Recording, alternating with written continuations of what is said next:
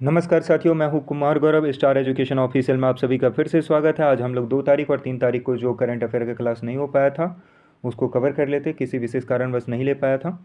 आज हम उसे कवर करके कर लेते हैं। सबसे पहला जो न्यूज़ है वह है 3 जनवरी को महायाना नववर्ष सेलिब्रेट किया गया है। महायाना जो है मुख्य रूप से जो अपना पूर्वोत्तर एशिया वाला देश है उसके अंदर प्रचलित हैं, जिनमें मुख्य रूप से चीन, कोरिया, जापान, ताइवान, वियतनाम ये महायाना देश में है और इसके अंदर जो है ये सेलिब्रेट किए जाते हैं। बौद्ध धर्म के अंदर 2 होते हैं, एक हिनायना, एक होता है महायाना। हिनायना जो होता है उन लोगों का मानना होता है कि वो जो होता है निर्वाण वगैरह की प्रैक्टिस, मतलब वो प्रैक्टिस कर कर के जो है मोक्ष तक पहुंचा जाता है। और इसमें जो है महायाना के अंदर जो है वो लोग ये मानते हैं कि बुद्धिज़्म जो गौतम बुद्ध थे उनको फॉलो करके जो है परिनिर्वाण तक जाया जा सकता है। गुप्त सम्राट हर्षवर्धन जो थे वो भी महायान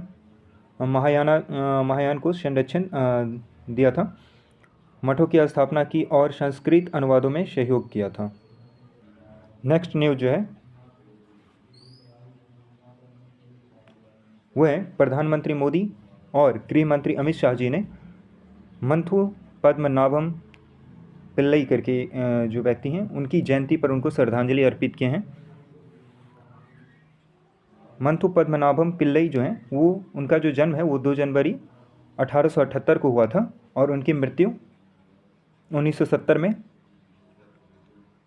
हो गया था। ये जो है पश्चिम राज्य केरल के एक भारतीय समाज सुधारक और स्वतंत्रता सेनानी थे। इनकी जो जन्मदिन है वो 2 जनवरी को सेलिब्रेट किया जाता है। ये मुख्य रूप से नायर समुदाय का प्रतिनिधित्व करने वाले और नायर सेवा संस्थान NSS के संस्थापक के रूप में जाने जाते हैं। उन्होंने जो लोअर कास्ट के लोग होते थे उनको मंदिर में प्रवेश का अधिकार नहीं दिया जाता था, उनको लेकर के एक सत्याग्रह का समर्थन किया था। सत्याग्रह का जो नाम था वो था वैकोम सत्याग्रह, ये याद रखेंगे, वैकोम सत्याग्रह। उनका ये समर्थन किए थे 1924 से 25 का सक्रिय रूप से समर्थन किया। और हालांकि वे सत्याग्रह में प्रत्यक्ष रूप से शामिल नहीं थे लेकिन अप्रत्यक्ष रूप से उसका जो है समर्थन दे रहे थे। नेक्स्ट न्यूज़ जो है वो है 1 जनवरी को DRDO ने अपना 68वां स्थापना दिवस सेलिब्रेट। ये 68 जो है इसका फाउंडेशन डे था, उसको ये DRDO ने सेलिब्रेट किया। इसका जो पूरा नाम होता है DRDO का होता है रक्षा अनुसंधान एवं विकास संगठन। 1 जनवरी 2026 को अपना 68वां जो है ये स्थापना दिवस सेलिब्रेट किया। DRDO का जो है गठन जो है वो 1958 ईस्वी में किया गया था और इसको जो है 2 संगठन को मर्जअप करके बनाया गया है, जिसमें भारत, ये याद रखेंगे, भारतीय सेना के तत्कालीन तकनीक विकास प्रतिष्ठान TDI और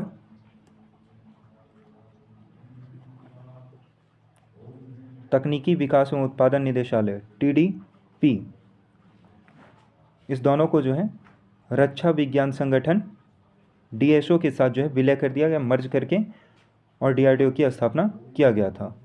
नेक्स्ट न्यूज़ है अपॉइंटमेंट से related. Somen Sen is new Kerala chief justice. इनको जो है अपॉइंट किया गया है, सोमेन सेन को केरला का न्यू चीफ जस्टिस जो है मुख्य न्यायाधीश घोषित किया गया है इनको। और ये जो है पहले मेघालय के उच्चतम न्यायालय के मुख्य न्यायाधीश थे और अब ये अब केरला के होंगे। और वर्तमान में जो केरला के मुख्य न्यायाधीश थे वो थे नितिन जामदार जी। नितिन जामदार जी ये 9 जनवरी को जो है सेवानिवृत्त हो जाएंगे और इनकी जगह पे सोमेन सेन जी मुख्य न्यायाधीश होंगे। अच्छा, ये जो उच्चतम न्यायालय का जो न्यायाधीश का नियुक्ति होता है वो कौन करवाते हैं? उच्चतम न्यायालय के जो न्यायाधीश हैं उनकी नियुक्ति, और चाहे चीफ जस्टिस ऑफ इंडिया, उनकी जो नियुक्ति अनुच्छेद 217 के अंतर्गत आता है। ये एक संवैधानिक प्रावधान है। अनुच्छेद 217 में कहा गया है कि उच्चतम न्यायालय के न्यायाधीश की नियुक्ति राष्ट्रपति द्वारा भारत के मुख्य न्यायाधीश और राज्य के राज्यपाल के परामर्श से की जाती है।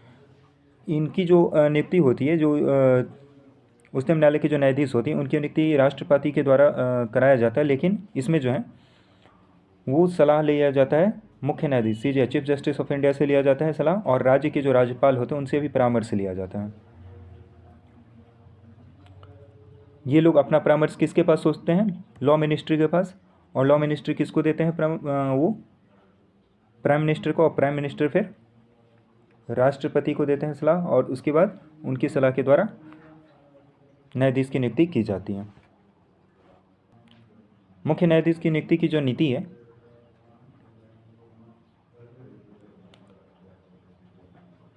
वो है, एक कॉलेजियम होता है, एक कॉलेजियम बैठाया जाता है इनकी नियुक्ति के लिए, और इसमें जो होते हैं वो चीफ जस्टिस ऑफ इंडिया होते हैं, और प्लस 4 जो है वो वरिष्ठ सुप्रीम कोर्ट के न्यायाधीश होते हैं।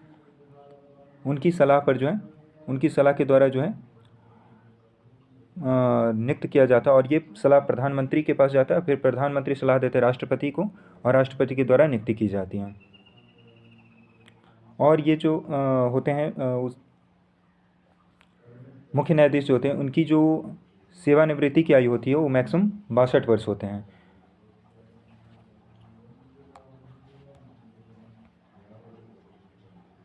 अनुच्छेद 217 सब आर्टिकल 1 के अंदर। वही नेक्स्ट न्यूज़ है हरियाणा से। अजय सिंघल ने डीजीपी के रूप में कार्यभार संभाला है। इनका नाम याद रखेंगे, अजय सिंघल। ये 42वें जो हैं पुलिस महानिदेशक के रूप में कार्यभार संभाले हैं हरियाणा के अंदर। ये एक आईपीएस अधिकारी हैं अजय सिंघल जी, और हरियाणा के 42वें पुलिस महानिदेशक होंगे, डायरेक्टर जनरल ऑफ पुलिस होंगे। इन्होंने मददगार पुलिस और क्या मैं आपकी मदद कर सकता हूँ, मैं आई हेल्प यू नाम से जो है एक इनिशिएटिव की शुरुआत की है, एक पहल लाई है,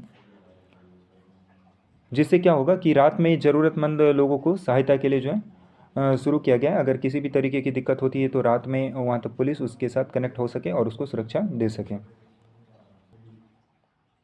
वही नेक्स्ट न्यूज़ है, प्रमुख प्रशासनिक फेरबदल के अंदर जो है लव अग्रवाल को विदेश व्यापार महानिदेशालय के प्रमुख के तौर पे, वहीं RK अग्रवाल जी को वित्त मंत्रालय के प्रमुख बनाया गया। ये ब्यूरोक्रेट होते हैं जिनको फेरबदल किया जाता है, कभी ये मंत्रालय दे दिए, कभी इस मंत्रालय से निकाल करके उस मंत्रालय में डाल दिए। तो उसके अंदर जो है लव अग्रवाल जी को विदेश व्यापार महानिदेशालय के प्रमुख के रूप में नियुक्त किया गया है, वहीं RK अग्रवाल जी को वित्त मंत्रालय का प्रमुख बनाया गया है। इसमें जो मुख्य रूप से आपको याद रखना है वो ये वाले नाम याद रख लीजिएगा आप लोग। लव अग्रवाल को जो है विदेश व्यापार महानिदेशालय के प्रमुख नियुक्त किया गया है। वहीं नेक्स्ट न्यूज़ है, गिनी में जो है मामाडी डोम्बोया राष्ट्रपति चुने गए हैं। गिनी कौन से कॉन्टिनेंट का जो है वो कंट्री है? अफ्रीका या फिर साउथ अमेरिका?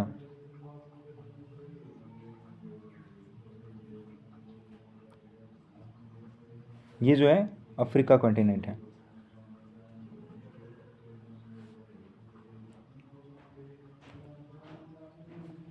अगर इसकी राजधानी की बात करें तो कोनार्की जो है वो गिनी की राजधानी है, कैपिटल है, और वहाँ का जो करेंसी है वो है Guinean Frank.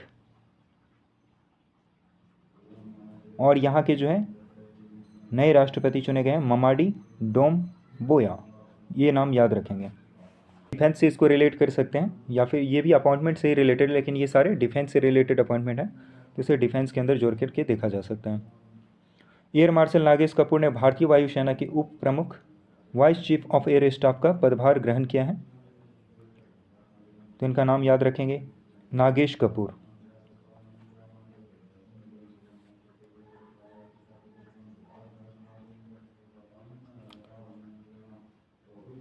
Vice chief of air staff का जो है पद ग्रहण किए हैं ये।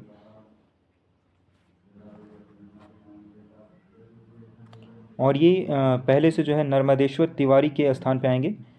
भारतीय वायुसेना के अंदर जो है 2 नए एयर ऑफिसर इन चीफ भी जो है नियुक्त किए गए हैं, जिसमें एयर मार्शल तेजिंदर सिंह, इनको जो है दक्षिण पश्चिम कमांड जो है उस दक्षिण पश्चिम वायु कमान का जो है air officer commanding in chief का पदभार ग्रहण किया है। और वहीं पर एयर मार्शल सीतापल्ली श्रीनिवास ने ये जो है प्रशिक्षण कमान के air officer commanding in chief के तौर पर जो है पदभार संभाले हैं, प्रशिक्षण कमान का पदभार। नेक्स्ट न्यूज़ है, लेफ्टिनेंट जनरल हरपाल सिंह ने 29वें सीमा सड़क महानिदेशक के रूप में जो है कार्यभार ग्रहण किया है। इनका नाम याद रखेंगे, हरपाल सिंह, लेफ्टिनेंट जनरल हरपाल सिंह। ये 29th जो है वो सीमा सड़क महानिदेशक के रूप में कार्यभार को संभाले हैं। बॉर्डर रोड जो है सीमा सड़क मंत्रालय जो है ये 1960 में स्थापित सीमा सड़क मंत्रालय ने कुछ सबसे चुनौतीपूर्ण भूभागों में रणनीतिक अवसंरचना विकसित करने, राष्ट्रीय सुरक्षा बढ़ाने और सीमा संपर्क स्थापित करने में महत्वपूर्ण भूमिका निभाई है। और 2015 के अंदर बीआरओ को जो है वो रक्षा मंत्रालय के अधीन कर दिया गया था पूर्ण रूप से। नेक्स्ट न्यूज जो है वो गणतंत्र दिवस परेड में 2026 के दौरान कर्तव्य पथ पर इस बार भारतीय सेना का पशु दल भी मार्च करेगा।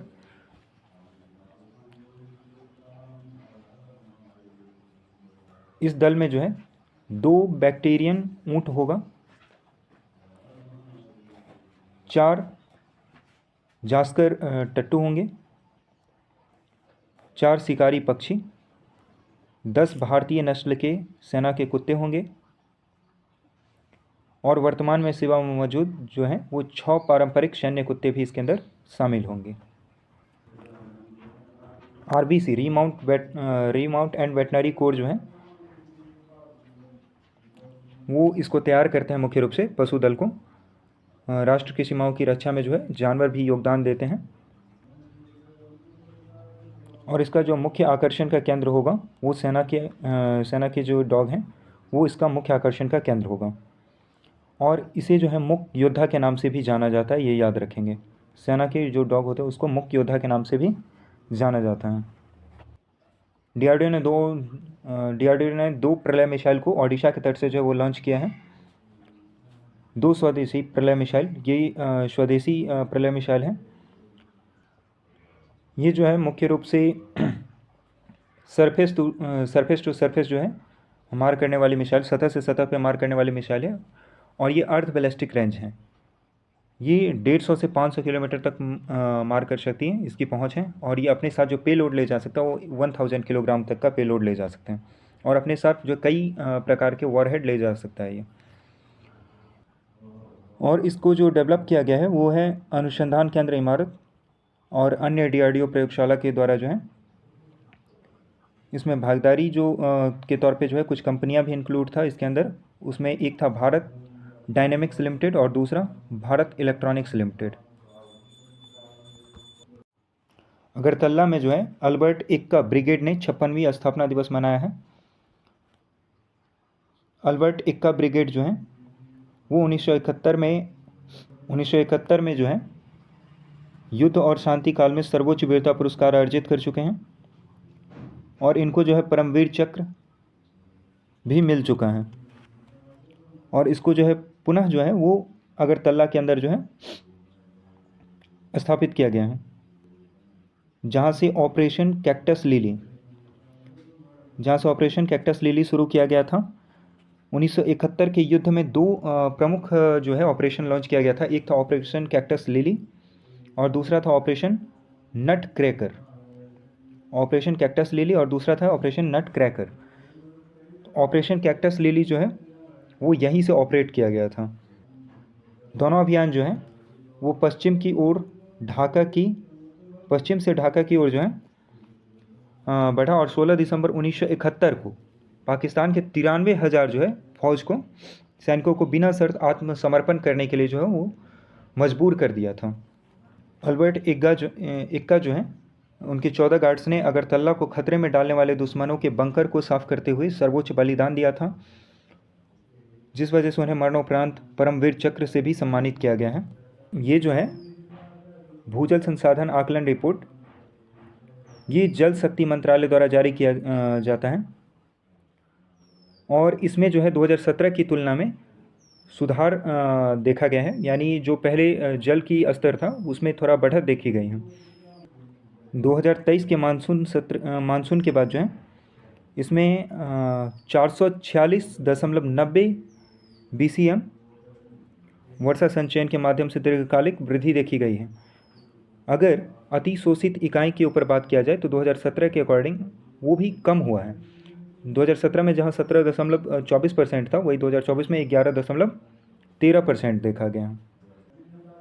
लेकिन इससे जो कुछ तनावग्रस्त क्षेत्र हैं वो पानीग्रस्त क्षेत्र जो जिसके अंदर पानी का थोड़ा बहुत आकलन कम रहता है, वो क्षेत्र हैं जैसे पंजाब हो गया, हरियाणा, दिल्ली, राजस्थान, तमिलनाडु, कर्नाटक, तेलंगाना, गुजरात, ये तनावग्रस्त क्षेत्र के अंदर आते हैं जहाँ पे पानी के लिए थोड़ा तनाव रहता है। वहीं नेक्स्ट न्यूज़ है, भारत की पहली बुलेट ट्रेन 15 अगस्त 2027 को मुंबई और अहमदाबाद के बीच शुरू होगी। इसकी जो है घोषणा वो अश्विनी वैष्णव जी ने, रेल मंत्री जो है अश्विनी वैष्णव जी, उन्होंने किया है कि 15 अगस्त 2027 तक जो है वो भारत के अंदर बुलेट ट्रेन जो है चलने लगेगी। और पहला जो इसका जो शुरुआत होगा वो सूरत से बिलीमोर होगा, जिसके बाद फिर वापी से सूरत, और उसके बाद तीसरा जो होगा वो वापी से अहमदाबाद किया जाएगा, जिसके बाद ठाणे से अहमदाबाद सेवा शुरू की जाएगी। तो इस चरण में जो है इसका परिचालन किया जाएगा। वहीं मुंबई से अहमदाबाद बुलेट ट्रेन स्टेशन जो होगा वो 508 किलोमीटर लंबी होगी और इसके बीच में जो पड़ने वाले स्टेशन होंगे कुल 12 स्टेशन होंगे। इसमें जापान अंतर्राष्ट्रीय सहयोग एजेंसी वो जो है 81% यानी 88,000 करोड़ रुपये का जो है वित्त पोषण कर रही है। वहीं जब ये रेल प्रोजेक्ट चालू हो जाएगा, रेल चलना चालू हो जाएगा, तो ये जो है मुंबई और अहमदाबाद के बीच का जो यात्रा है उस समय को घटा करके 2 घंटा 7 मिनट। नेक्स्ट न्यूज़ है, तंबाकू और पान मसाला पर नया उत्पाद शुल्क लागू किया गया है। न्यू जो एक्साइज ड्यूटी लगाया गया है इसके ऊपर। केंद्रीय उत्पाद शुल्क संशोधन अधिनियम 2025 की अधिसूचित किया कि 1 फरवरी 2026 से जो है ये प्रभावी होगा इसके ऊपर एक्साइज ड्यूटी। केंद्रीय उत्पाद शुल्क अधिनियम 1944 में संशोधन, तंबाकू पूर्ण जीएसटी से बाहर रहेगा। जीएसटी पुनर्गठन बीड़ी पर जो है 18% और वहीं जीएसटी अन्य सभी तंबाकू पर जो है वो 40% जीएसटी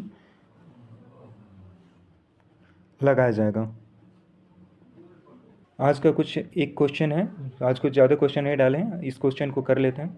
निम्नलिखित में से कौन सा प्रलय मिसाइल का सबसे अच्छा वर्णन करता है? इसका उत्तर आप लोग कमेंट बॉक्स में करेंगे। साथियों, डेली करंट अफेयर का जो है यहाँ से क्लास हर रोज़ लिया जाता है। अगर आप चैनल पे नए हैं तो चैनल को सब्सक्राइब कर दीजिएगा और अगर कोई पढ़ने लिखने वाले दोस्त हैं तो उनके साथ शेयर कर लीजिएगा। आपके एक लाइक और कमेंट से हमें मोटिवेशन मिलता है, तो लाइक और कमेंट करते हुए जाइएगा।